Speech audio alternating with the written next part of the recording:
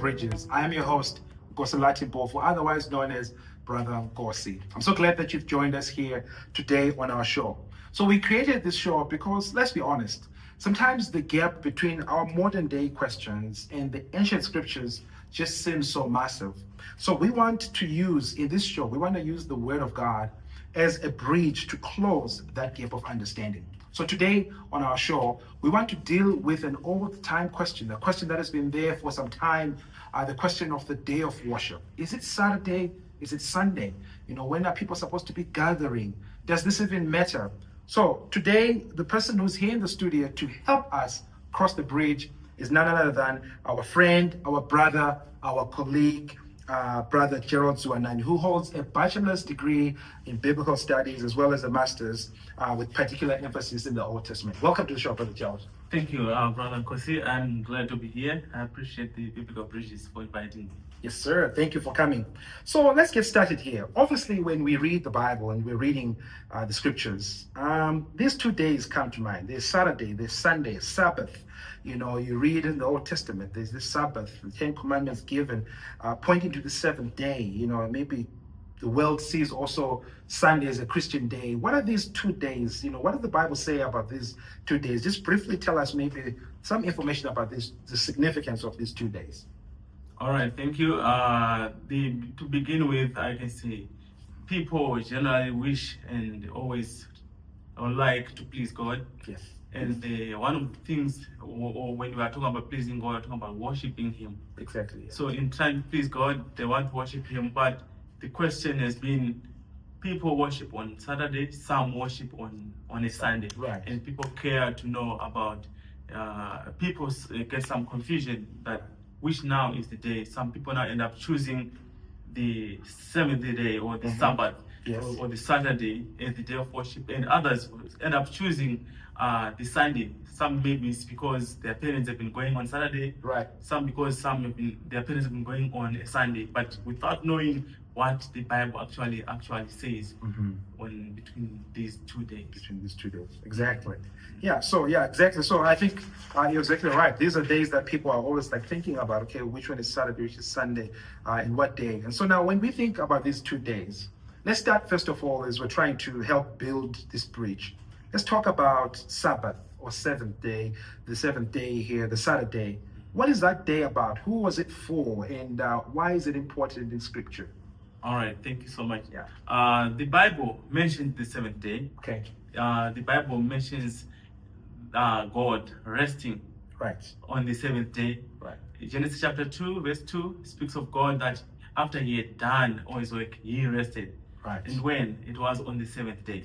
Not only that, but also if you read Exodus, Exodus chapter 20, verses 8 to 11, right, God Himself commanded the children of Israel that they should keep the Sabbath and they should obey, they should observe it and keep it holy.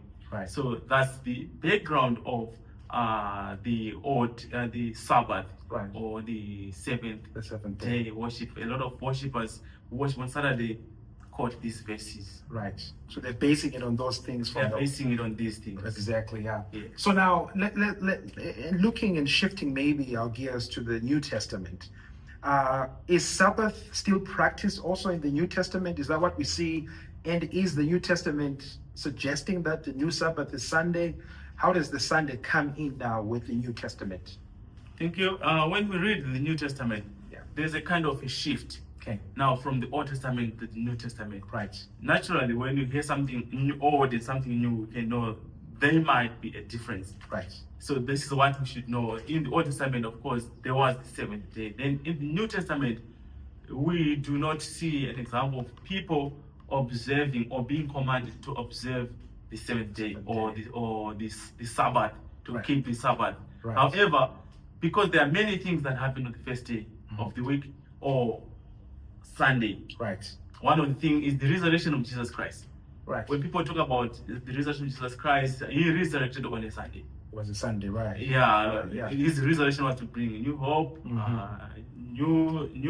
new faith. I can say it was actually a new religion of some sort. That's where we differentiate between Judaism and Christianity. Christianity. Right. Yes. Exactly. Yes. Oh, okay. So now, now we see, and as we try to dive a little bit deeper here, so we have these two contrasting things here. On Saturday, maybe a little bit more anchored in the Old Testament, and we have this Sunday now in the New Testament.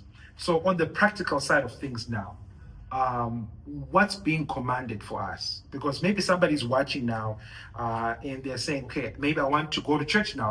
I've been wanting to go back, and they're wondering to themselves, okay, but there's these 2 days. What's the practical aspect? What's being taught today? What are we supposed to do? Which day should we be really setting aside to worship God, or maybe gathering with Christians? Is it Saturday or Sunday? Thank you. Yeah. I would like to make people understand what the word worship means. Exactly. Yeah. I have with me here the definition, the minor definition about Right. worship, saying it's an act of attributing supreme worth or value Right. to God.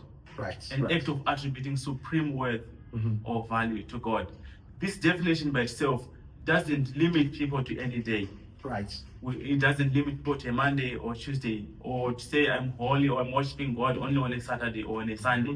These other days, I do whatever I want. Right. So the Bible now specifies that any day we can worship God. In the first church, the early church, they were meeting every day in the temple, Right. worshiping God, which means any day they could worship God. Right. Here is the difference that happened. Yeah. That there was something different from other days that happened on a Sunday. On a Sunday, the Christians could gather.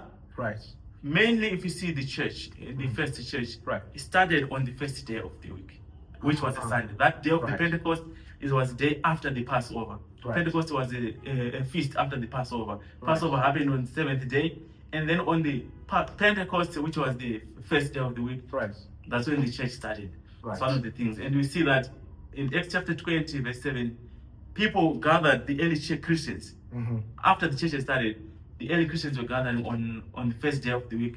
They gathered, of course, to break the bread and to preach and to do some other elements or acts of Worship. of worship. Yes. Right. So on a Sunday, people can worship any day, Right. but let them not forget to remember Right. that on the first day of the week, Right. there are 2 specific things I can say.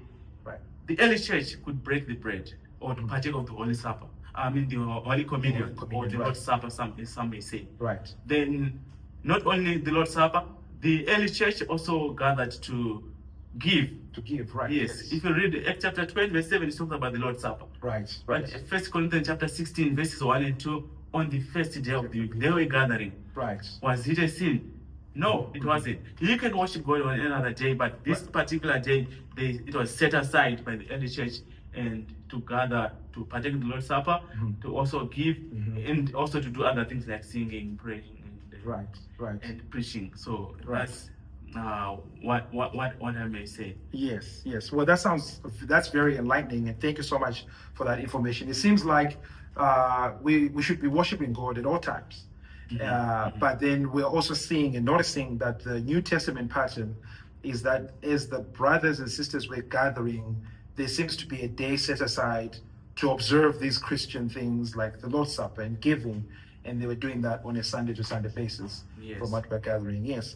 Well, that sounds very important. And so I don't know, maybe some final words of encouragement here, like as we try to close the gap of understanding. What's the main takeaway from all of this, Sunday and Saturday?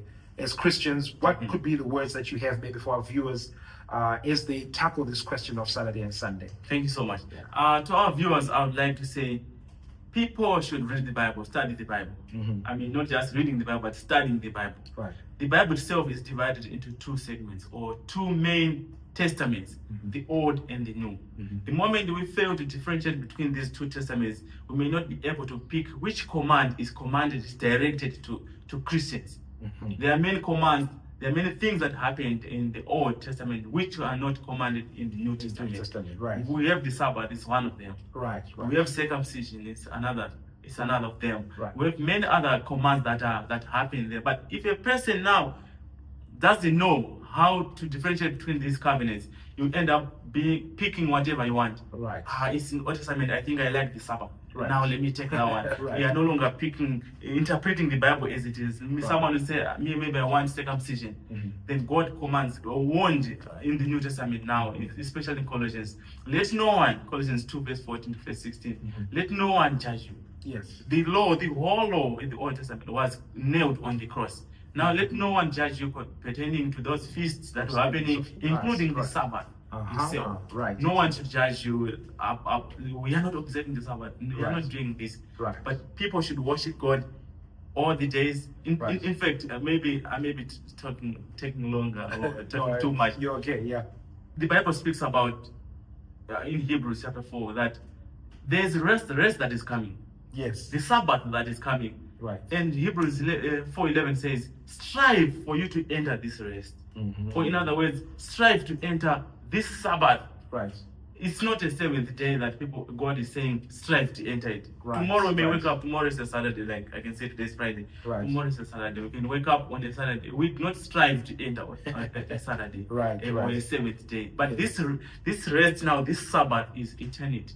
That is going to heaven. That's what we now strive. Of course, you may rest on a Saturday, but you may still lose the rest, the eternal rest. Exactly. Well, thank you so much. I hope that was very insightful to you guys, as it was to me. And I think at the end of the day, we see the emphasis and the encouragement for us to really pay attention between these two covenants, as our brother has rightfully said, and this idea of following the New Testament pattern and what God is calling us to do today. And I hope that gave you some insight on which day, between Saturday and Sunday, and what those 2 days mean, and what we need to do when it comes to gathering and worshiping God. Thank you so much for helping us to navigate these questions today. Thank you so much for that, Gerald. I appreciate that. Yes. And so if you're still stuck maybe in the gap of a biblical question, maybe you've got some questions that you still have that you would like to see us cover on this show, please don't hesitate. Send us a message. Send your questions through. There's some information on the screen. You can email us, WhatsApp us, drop a comment down below in this video, and we'll be happy to feature your question at our next episode. I hope you guys have enjoyed this show as much as I have, learning about the difference between Saturday and Sunday. And I hope we were able to close the gap of understanding today. We cannot wait to see you on our next show and our next episode. Keep an eye out on our social media channels for these episodes on Biblical Bridges. Thank you so much for joining us today. We'll see you next time on Biblical